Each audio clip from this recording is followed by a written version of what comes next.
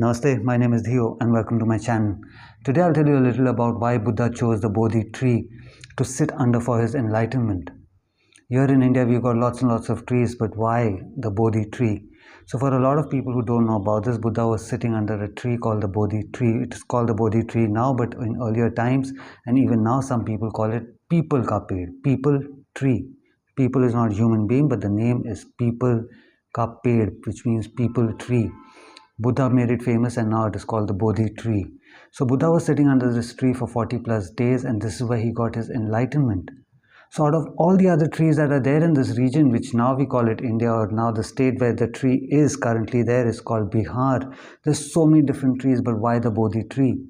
So before this tree became famous because of Buddha getting his enlightenment, this tree already had a lot of value, a lot of significance in Ayurveda. It's always known as, in our culture, it is always called and seen as the king of all trees, this Peepal ka tree, this Bodhi tree. That's because of his health reasons, his medicinal purposes, the shelter it provides, the food it provides, the fruit that it gives to various animals. It's got a huge list of benefits from it, but one very big benefit is the spiritual benefit of this tree, which I'll tell you now, and you can adapt this and various other practices that you're doing, you can adapt it to your advantage. So this Bodhi tree, unlike other trees, does not have flowers. The fruit has the flower inside it. Usually on a tree, it'll always be a flower that turns into a fruit. But in the Bodhi tree, it's a fruit. And when you cut open it is where the flower is.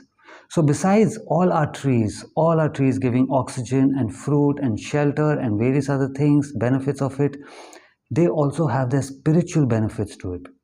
So when you're sitting under a Bodhi tree, when you're sitting under this tree, it is meant to get you your self-realization that you are a soul and not this body, which is enlightenment, which happened with Buddha also.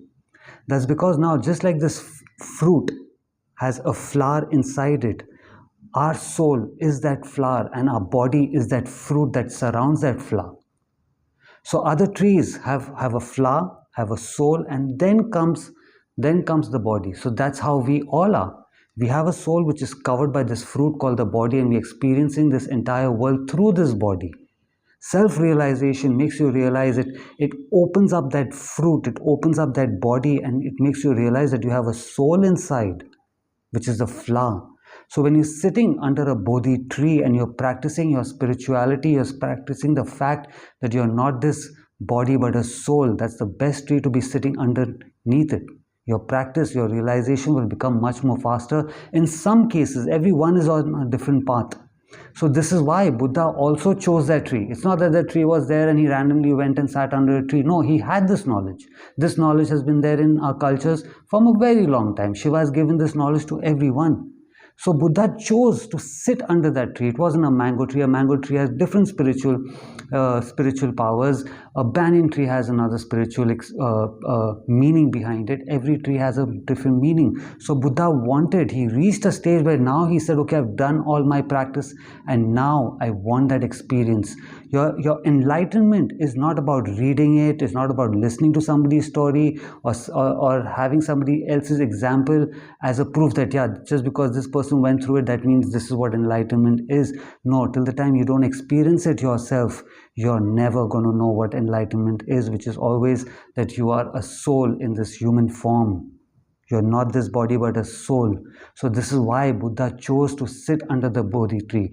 Once again, it's a fruit. When you see that tree, you don't see any flowers because the flower is in that fruit, just like our life.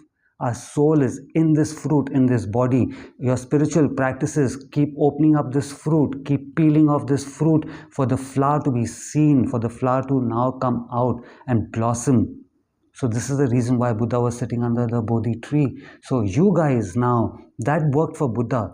You need to see what tree attracts you, which tree are you drawn to. Which is your favorite tree? Go through all. If you want to try the Bodhi tree, great. But if you are attracted to some other tree, like for me, it's always a banyan tree. For somebody else, it could be a mango tree, a banana tree, any other tree. If it attracts you, read about it, find out more reasons. Even if you don't want to read about it, why are you feeling so attracted towards it? Go and sit underneath it, meditate, do your practices under it, under that tree, and you will see some difference in it. And then you can use it to another experience, probably move to another tree. So this is why in earlier times people were sitting under trees, people were sitting in caves, people were going to the mountains. I've made a video on that. Please feel free to watch that video. It's called How to Get Mountainous Spiritual Knowledge. So this is the reason why sitting under a tree, in a cave, going to the mountains has a lot of significance to it. It's not just some random tree that Buddha chose to sit under. Please try this out. If you like this video, give it a like, subscribe to my channel. Until I see you again, have a good life. Namaste.